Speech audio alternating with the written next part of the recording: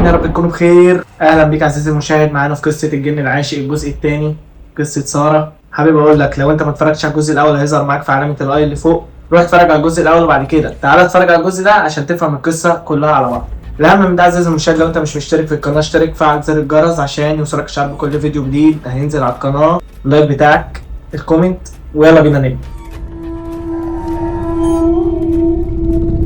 ساره بتحكي بتقول يا عزيزي المشاهد بعد ما لقيت الصوره اللي مكتوب عليها تاريخ الميلاد للشخص المتوفى اللي هو 1958، بتقول حاولت اقنع نفسي ان سبب كل اللي بيحصل ده مجرد اوهام من الخوف، ولكن الحقيقه كانت اسوأ بكتير، لان في الليله اللي بعدها فضلت صاحي لحد الساعه 3 الفجر. طبعا من غير كده ما نفصلكوا، انا عارف ان احنا في عز الصيف وفي عز الحر، بس انا لبست الهودي ده لان حسيت ان هو لايق على الحلقه بتاعت النهارده. يلا بينا نكمل. طبعا وصلنا عزيزي المشاهد ان ساره في اليوم اللي بعده فضلت صاحيه لحد الساعه 3 الفجر، وكانت ماسكه الموبايل، وكانت قاصده ومصممه ان هي تفضل ماسكه الموبايل لحد ما الساعه توصل 33 دقيقه عشان تشوف ايه اللي بيحصل في الوقت ده بالذات. واول ما الساعه جت 33 دقيقه كل حاجه كانت ماشيه طبيعيه، ولكن شاشه الموبايل راحت طافيه لوحدها، والنور بتاع الاوضه ابتدى يضعف وكانه بيتسحب ببطء.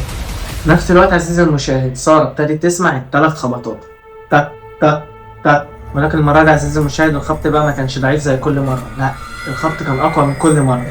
ساره بتحكي بتقول الخبط كان قوي لدرجه ان باب الاوضه اتهز فعلا، وانا قلبي كان بيدق بعنف، ولكن فضولي كان اقوى من خوفي. قمت من على السرير وابتديت امشي ناحيه الباب.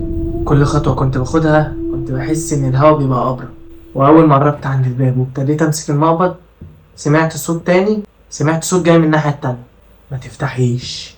رجعت بسرعه لورا، وهنا البنت اللي قالت ما تفتحيش، اللي هو الصوت اللي ظهر من العدم، كلمت تاني وقالت لو فتحت الباب هيشوفك. وهنا انا اتجمدت مكاني لان انا عارفه ان مفيش حد في الشقه غيري. وبعد ثواني سمعت صوت شخص تاني، نفس صوت الشاب اللي انا بسمعه دايما، ولكن صوته كان المره دي مليان غضب، بيقول لي بقى ابعدي عنها. طبعا الكلام ده موجه للشخصيه البنت اللي اتكلمت في الاول وقالت ما تفتحيش. وفجاه صمت كامل ابتدى يملى المكان، ولكن بقى نمت، وتاني يوم الصبح قررت اطلع على السطح بتاع العماره. يعني كنت بحاول اعرف اي حاجه عن الشخص اللي كان صورته مكتوب عليها 1958. في اثاره فضول غير طبيعيه، انا لازم اعرف ده مين. وانا بتمشى فوق السطح لقيت اوضه صغيره مقفوله بباب وعليها قفل صغير مصدي. المهم عزيزي المشاهد من هنا لهنا حاولت اخلع القفل ودخلت الاوضه. طبعا مش محتاج احكي لك عزيزي المشاهد، اوضه زي دي تقريبا مقفوله بقالها سنين، فمليانه تراب بعناكب بريحه رطوبه وحاجات فظيعه. ولكن اللي شد انتباهي ان انا ببص في الركن لقيت صندوق خشب صغير مركون على جنب. طبعا هسكت لا، رحت فتحته لقيت جواه ورق وصور صغيره كده ولونها اصفر. طبعا وانا بقلب في الورق وفي الصور لقيت صوره البنت اللي صوتها ظهر معايا في الاوضه امبارح. ما تستعجلش يا عزيزي المشاهد وهقول لك انا ازاي عرفت ان ده صوت البنت اللي ظهر معايا امبارح، وان ازاي هي الشخصيه اللي في الصوره. اول حاجه صورتها على الظهر مكتوب عليها ليلى 1958 برضه، وفي الصوره الثانيه من ضمن الصور اللي لقيتها لقيت فيها صوره نفس الشاب اللي انا حكيت لكم عليها في الحلقه الاولى اللي لقينا صورته، وفي ظهر الصوره توفى قبل زفافه بيوم 1958. ومن الواضح كده ان الاثنين دول هما اللي كانوا مخطوبين. ولكن الورقه اللي لفتت من انتباهي كانت رساله صغيره جدا مكتوب فيها ايه بقى الورقه دي؟ لو حد لقى الورقه ديت مش هيسمع النداء اللي بيسمعه كل يوم بالليل. ومن هنا بدات احس ان في حد واقف ورايا. لفيت بسرعه مفيش حد، ولكن الغبار اللي كان على ارض السطح كان عليه خطوات او اثار حد كان لسه ماشي على الارض دلوقتي. ما تقولوليش خطوات انا، لان دي خطوات لسه متكونه حالا جنب خطواتي، كأن كان في شخص واقف هنا من ثواني. المهم جريت من على السطح ونزلت تحت. طبعا عزيزي المشاهد اللي قريناه في الورقه ان اللي هيلاقي الورقه دي ويقراها مش هيسمع صوت النداء اللي بيسمعه بالليل، ولكن بعد اليوم ده الظروف بقت اسوء. تعال اعرفك بقى عزيزي المشاهد بقت اسوء ليه. المرايه بتاعت اوضتي بقى يظهر عليها كلمات مختلفه كل يوم. مره الاقي مكتوب على المرايه انا قريب، ومره الاقي مكتوب على المرايه مش هسيب، ومره ليلى كدابه. ليلى دي البنت اللي انا بفتش في الصندوق الخشب فوق لقيت صورتها ومكتوب عليها برضو 1958. ولكن الاغرب من كده بقى عزيزي المشاهد ان ساره بتحكي وبتقول في الليله وانا نايمه صحيت على صوت عالي كأن حد نايم جنبي وصوته عالي، يعني صوت انفاسه عاليه جدا. ابتديت افتح عيني ببطء ولقيت كرسي المكتب اللي تقريبا بعيد عن سريري مترين او مترين ونص لازق في السرير بتاعي، بقى جنبي السرير مباشره كأن حد سحبه اثناء ما انا نايم. ولكن الصدمه الحقيقيه بقى كانت اثناء ما بصيت للمرايه بتاعتي، عشان كان عليها جمله جديده مكتوب ايه بقى على المرايه؟ انزلي القبر.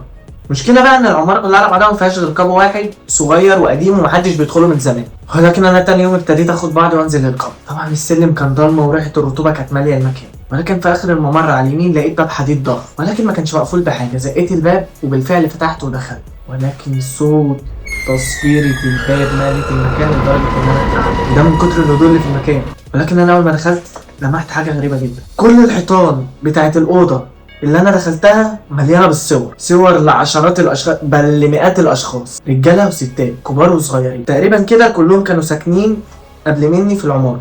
المهم كان في حاجة مشتركة بينهم، بمعنى كل صورة متعلقة فيما بينها وما بين الصورة التانية تاريخ. بمعنى أصح كل صورة متعلقة واخدة تاريخ معين لوحدها عن الصورة اللي قبلها، وبعد التاريخ ده كلمة واحدة بس اختفى. أنا هنا قلبي وقع، قلبي وقع أكتر وأكتر لما ابتديت أشوف تاريخ أحدث صورة فيه، لأنها كانت صورة تانية متعلقة وسط الصور اللي أنا حكيت لكم عنها، ولكن مكان التاريخ تحتيها كان فاضي. وفجأة سمعت همسة ورا ظهري مباشرة. الهمسة دي بقى بتقول إيه؟ دورك أرض. والأول مرة سارة بتحكي وبتقول حسيت بإيد باردة بتلمس كتفي، ولما لفيت مرة واحدة اشوف مين واقف ورايا. ما كانش الشاب اللي شفت صورته وما كانش لاقي، ده كان حد شبه انا بالظبط، نفس الوش نفس العيون نفس الابتسامة، حتى الهدوم اللي كنت لابساها ساعتها هي اللي هو لابسها، او الشخصية التانية اللي هي لابساها. ولكن الفرق ما بين الابتسامة بتاعتي وبتاعتها ان الابتسامة بتاعتها كانت مرعبة شويتين. سارة كانت بتحكي وتقول اعزائي المشاهد انا فضلت متمسمرة مكاني عمال ابص على البنت اللي انا شفتها في قبو العمارة، كانت نسخة مني بالظبط، نفس الملامح نفس الشعر نفس الهدوم. الحاجة الوحيدة اللي كانت ثابتة فيها بشكل مخيف هي عينيها، وزي ما قلت لكم ابتسامتها كانت مرعبة، كانت مرعبة بشكل مش طبيعي. هنا ابتديت ارجع لورا خطوة هي تقدم عليها خطوة، ارجع لورا خطوة هي تقدم عليها خطوة، وهكذا. انا اقرب هي تقدم، انا اقرب هي تقدم، كأنه انعكاس في المراية بالظبط.